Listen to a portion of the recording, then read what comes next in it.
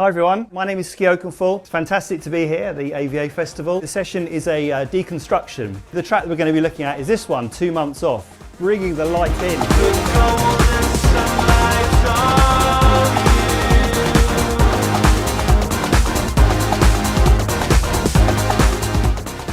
So what I always love to do with these before getting into the music is look at a few fun facts, contextualise the track, look at a bit of history. So written and produced by Rick Smith and Carl Hyde, vocals by Carl, and also Juanita Boxhill, who was someone that worked at Tomato, and she's contributed to a few tracks, other tracks that they've done. She provides a spoken word on it. They're obviously from the UK. It came out in 2002 on the 2nd of September on Junior Boy's Own. And for some reason around that time, I was on their mailing list, and this popped through my letterbox, and I played it. And obviously I kind of knew Underworld, and I knew Born Slippy and all the classic tracks, and I put this on, I was like, wow, this is something really special, really different. And that's the actual original vinyl. From their LP, 100 Days Off, it got to number 12 in the UK single chart, which is pretty amazing. When I last checked, it had 4 million YouTube views. I'm sure that's gone up. So style, I've got a question mark here. Does anyone want to contribute a description of what the style of this track is? Don't be scared. Is it rock? Is it? Go for it. Breakbeat? Yes, quite a breakbeat vibe to it, definitely. Well, look, I'll give you a hand. I've got a few things I've described it here. Electronic, quite trancey, uplifting, euphoric. I've put post-Daft Punk, because for me, the chords in there are quite reminiscent of sort of a Daft Punk era time, that French sound, sort of One More Time. There was a track they did called Together, Thomas Bangalter. So it's got that kind of vibe, but with a UK twist to it, which I think is really interesting. Cool, so I'm going to switch over here. So does anyone recognise this software? Yes? Ableton Live, fantastic. So I've got Ableton Live 12 Suite here. And I've also got a Push 3, which the ones that are near you can actually see what's going on. But yeah, this is the standalone, but I'm just using this as a controller. And essentially what I've done is I've loaded up various sounds, drum sounds, percussion, and instruments. And what I'm going to do is kind of go through each one and start kind of playing them in and start building up the track. So, the track's quite percussive. It's got a lot of percussive elements to it. So I'm going to start off by putting some of those in. Just a bit of housekeeping on Push. I've got the metronome on. I've got record quantize on, so it's going to put everything I'm playing in time. It's probably going to be quite important. I've got a fixed length bar of 1 bar on here. So to start with, I'm just going to be recording 1 bar loops. I've got the accent on, so everything I play is going to be at maximum velocity. I think that's it. So, so let's go for it. So I'm just going to play this one in, this first part.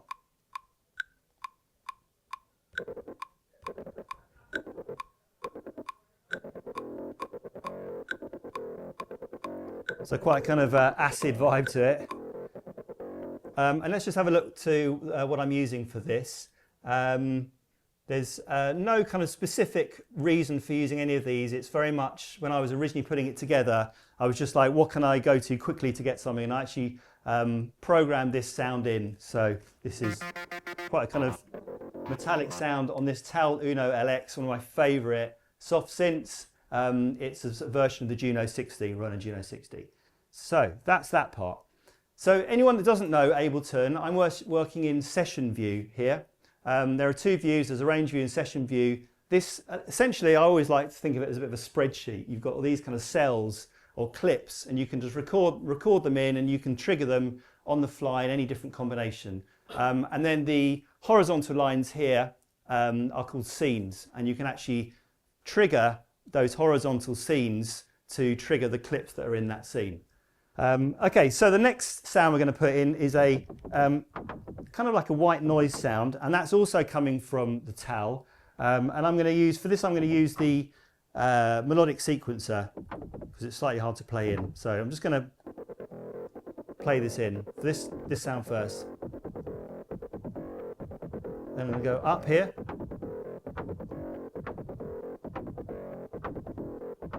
Great, coming together. Next, we're going to go for this sound, which is like a sort of zappy, craftworky vibe. Again, I'm going to use the melodic sequencer here.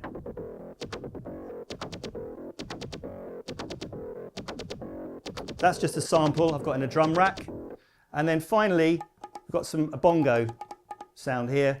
A couple of slightly different variations of those bongos. I'm going to play that in manually.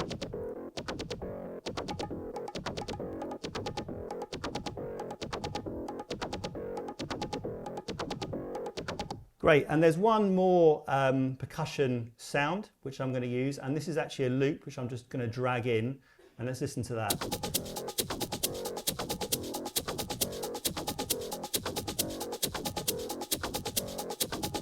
So we've got a really nice kind of percussion vibe going on there. So what I'm going to do now is actually, I'm going to kind of start building up the scenes for this. And I can do this from either on Ableton, on the software, or I can actually do this from Push as well. So bear with me while I do this. It's a bit of duplication I'm going to do. So first I want to copy that semitone clip that I did. I'm just going to put that down to 3 scenes. And then all the others, I'm going to copy right down. It's really fun to watch this. And then the shaker as well. Okay, and I'm going to go down a little bit as well, and because on Push you can only see 8 scenes at one time, so you have to sort of scroll down. So I'm going to just add 3 more, so we've actually got 11 scenes. Oops, there we go. Cool, so already you can see we've got a bit of a Tetris vibe going on. There's slightly different combinations and it will all start sort of making sense as we go along. But just to give you an example, I can trigger that first scene and then the next one and the shaker comes in. Then I'll do the 4th one and that semitone vibe isn't there anymore. Okay, gonna just hide that so I've got a bit more real estate on Push. And we're going to go on to the 909 kit, or a variation of the 909 kit. So let me just bring it up here so you can see what it looks like. Okay, so I started off with a 909 kit. It's a TR909, very, very famous house drum machine by Roland. So this is one of the presets that comes with Ableton Live. But I needed to add a few other sounds to it. So I've got a big kick, I've got the 909 clap, the snare, closed hi-hat, open hi-hat. I also needed a slightly lighter kick drum as well. So I've put in a 606, TR606 kit as well. So I'm going to do a similar thing. I'm just going to build up the drums along these different scenes. So we'll start off I've got a shaker as well. So I've got that shaker as well, so that's going along with the kick. Okay, I'm going to build this up as I go. So I'm going to duplicate that down, then go to the 3rd scene, and I'm going to start again with a big kick. I'm going to add a clap as well.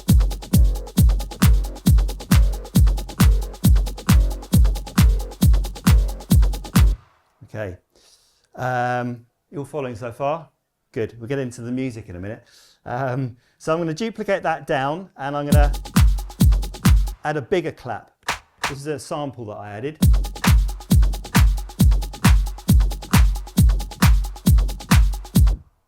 Great, I'm going to duplicate that down one more time and then again. And now we're going to add the hats.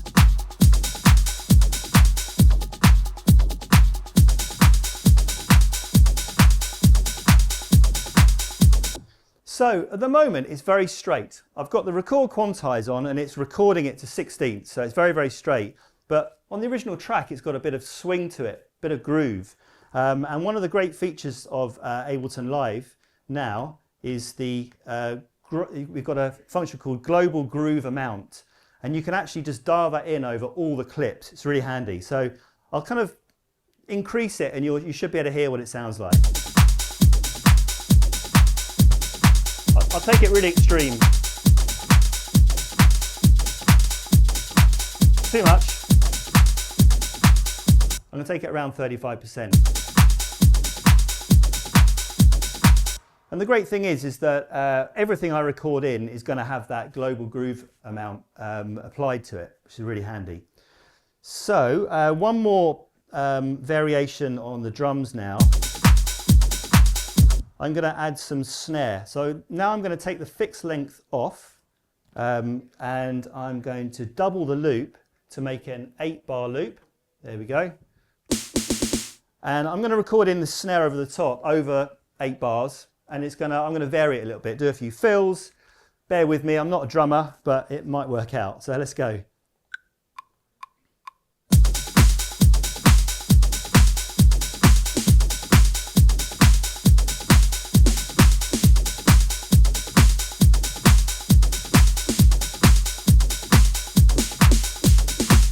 Let's do a bit with the kick as well.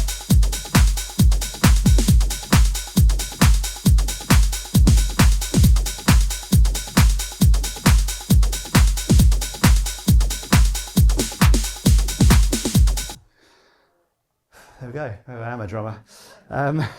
Okay, so just going to duplicate these down now, all the way down to the bottom. There we go. And yeah, we've now got a bit of a vibe going on with the kicks. Unfortunately, these haven't got different colours, so you can't see how they're different, but you can see as I go down,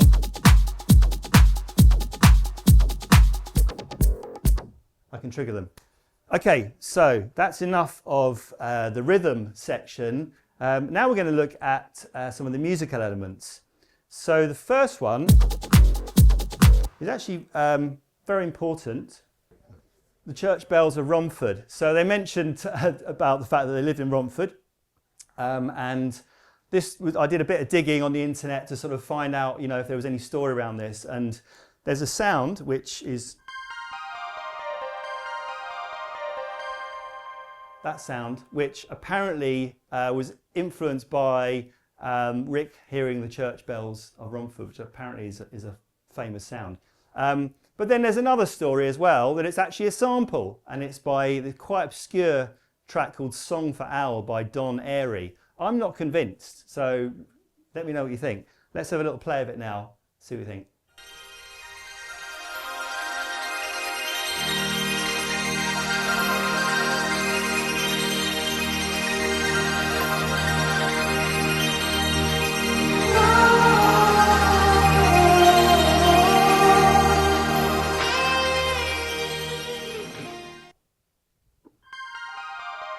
Kind of, could be, not sure.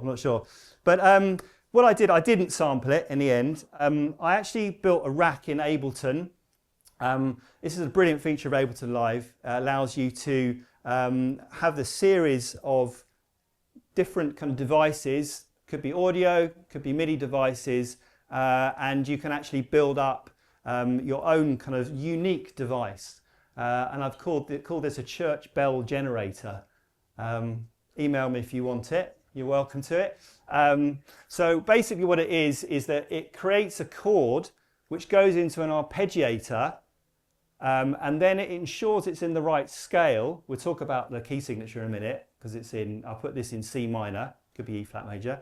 And then it adds a note below, a fifth below, but rather than that being a completely sort of parallel motion, it's taking that lower note and then it's also putting it in the scale, and I'm putting it through an echo, and you end up with this. So let's go back here. So if we count that, 1, 2, 3, 4, 5, 6, 7, 1, 2, 3, 4, 5, 6, 7, 1, 2, 3, 4, 5, 6, 7, that basically needs to loop around. So I'm going to record that in, and then let's loop that around.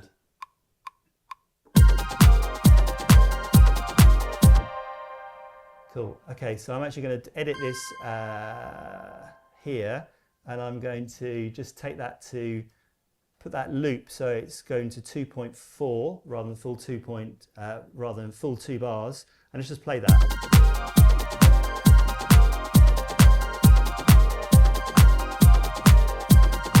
You get a really nice kind of polyrhythm there. It's great. Cool. So let's do the same thing. Let's just duplicate that down to all those scenes. Am I missing one out? There we go.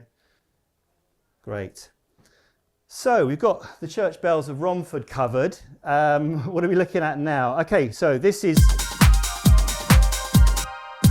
probably quite an important part, really. And this is the big kind of brass riff that happens. So let me just show you what I'm using. I'm actually using a Triton. Could be anything, really. I'll play it to you.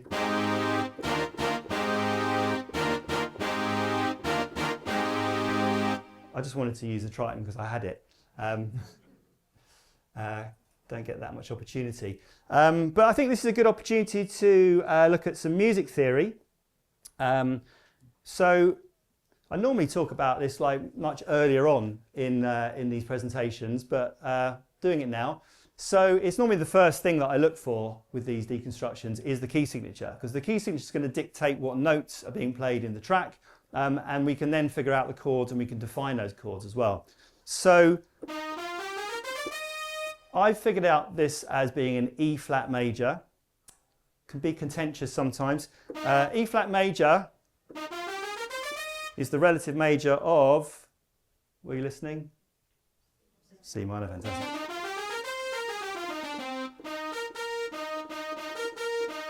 So once we know that, oh, you see that? Yeah, you can see the keyboard there. We can then look at what the chords are. So the first chord is this one. So this is C minor over A flat, or we could, that implies it's an A flat major. Essentially it is an A flat major. And I put that as the 4 chord, because if we start on the tonic, which is the E flat, 1, 2, 3, 4, that's the 4 chord. And then the next chord is B flat over E flat. So we're going down to the E flat there, which is the tonic, the 1.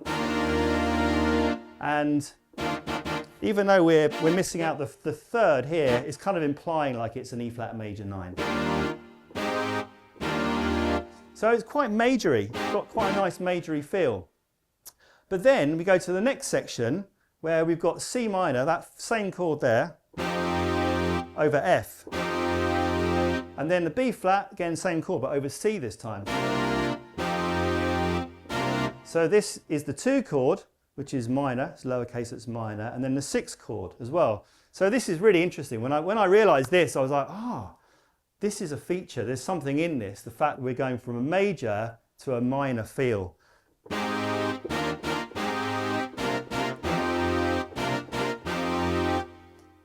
So maybe a little music theory revelation there, but I liked it. So let's put this in, record it in.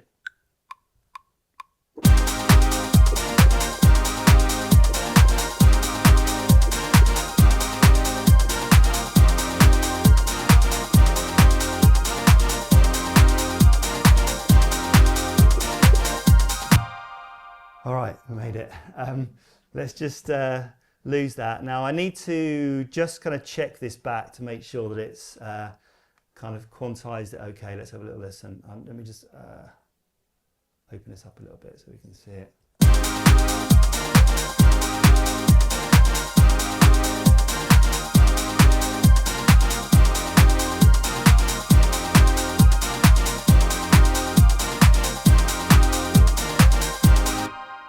Great, it worked.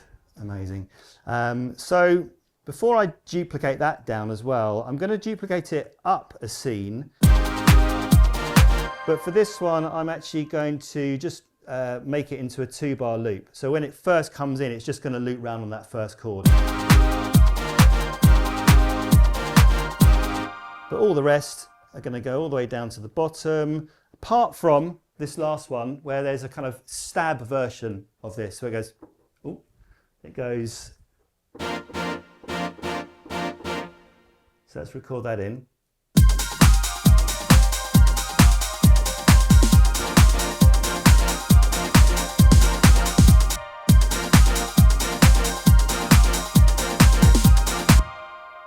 Okay. Are you all following so far? Great, thank you very much. So we're now going to add a bit of weight to this, to those chords by putting in a bass sound. And I'm just using an Ableton analog device here, which is here. And that's really just going to play those, the kind of the notes, the bottom notes of those chords. Let's record that in.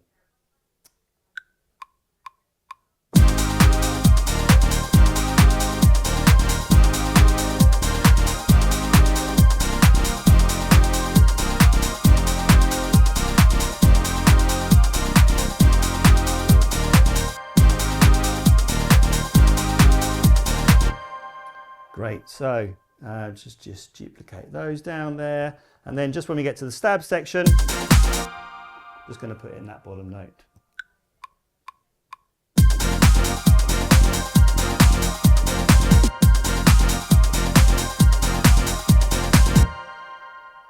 All right, so there are two more musical elements to put in,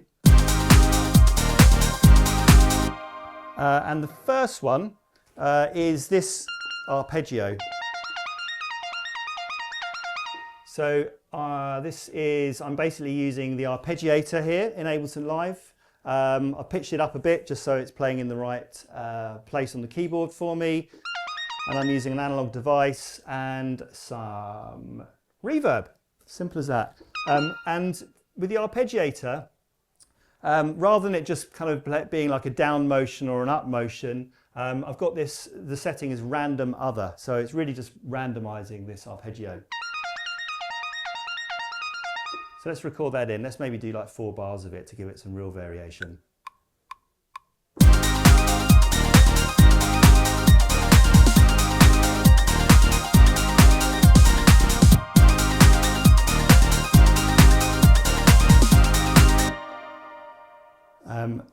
And just because I'm recording this, I really should just show you what notes I'm playing there.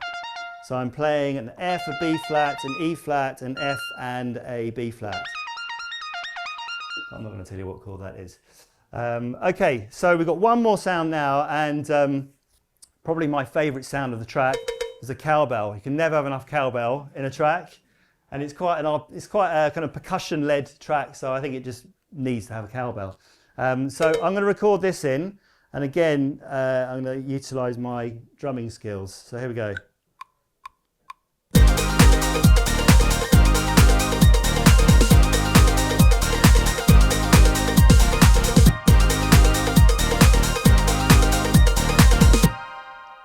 All right, so that is all the musical elements, the drums and the music elements of this track that we're going to need, because what I want to do now is try to perform it. But really, in order to perform it, I need the vocal. It's quite an important aspect of it. So when it comes to the vocal, there's a number of different ways that I approach it with these deconstructions. Sometimes you're lucky and you can actually get the original stems. Someone might have posted the vocal, the original studio a cappella on YouTube or something. Brilliant. Sometimes I'll get someone in to record it. It could be one of our point blank students, or it could be one of my friends. I often use a very dear friend of mine, Valerie Etienne, from the group Galliano, who I'm a member of as well. But in this case, I thought I'd bring in my friend AI. Because it's such a good friend, better friend. And there's been like, I mean, the software has existed for quite a few years actually, but I was really astonished when they incorporated it into Logic Pro 11. As much as I absolutely love Ableton Live, this really blew me away because it just seems to be the best quality, and I'm sure it's only going to get better as well. So not only is this brilliant for if you wanted to do a remix and you just wanted to extract the a cappella, it's also a great educational tool for kind of like understanding what's going on and doing a deconstruction. So rather than switching to the software, I've done a kind of ScreenFlow video of this just to show you what I did. I kind of sped it up in bits to make it not so boring. But let's have a listen to what it was. So I basically just dragged in the original audio file. This was of the, I think the radio version, 7-inch. So let's have a listen to it. You bring light in, you bring light in, you bring light in, you bring light in, you bring light in, you bring light in. So, there we go. Split stems. I sped it up massively. And then what it's done is it's got vocals, drums, bass, and then other. And I'm just soloing here. You bring light in, you bring light in.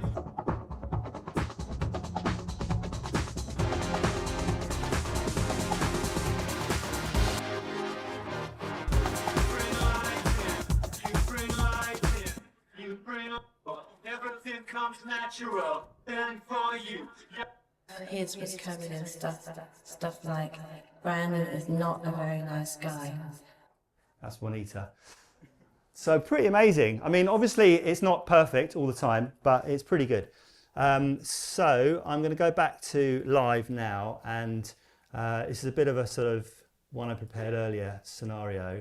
I'm just going to drag in the vocal clips here, and I basically split up the different sections into clips so that I can play this in this kind of session view live. I'll just give you a little kind of, just remind you of what it sounds like. You bring light in, you bring light in, you bring light in, you bring light in, you bring light in, you bring light in, you. And then we have the vocal.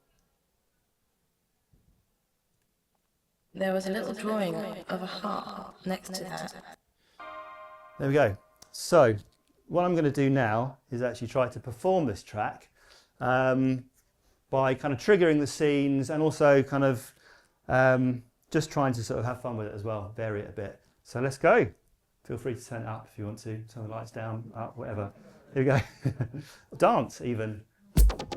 There was a little drawing of a heart next to that, followed by an exclamation mark.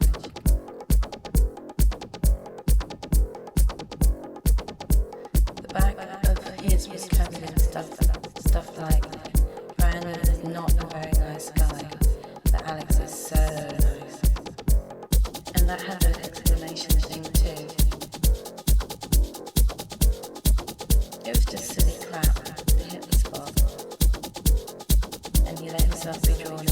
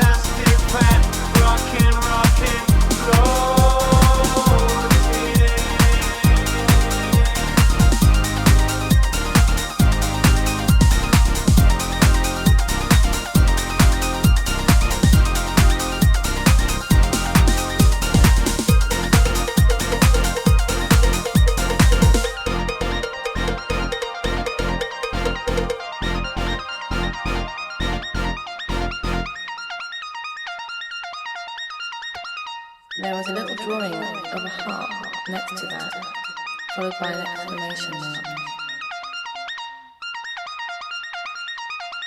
The back of his was covered in stuff like, Brandon is not a very nice guy, but Alex is so nice. And that had an explanation thing too.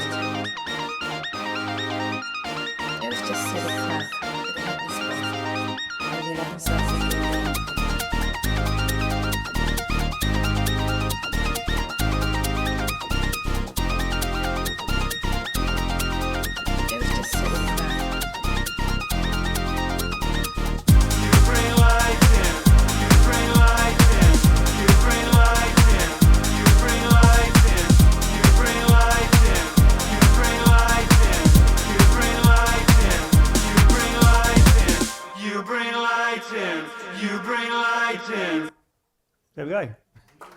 it.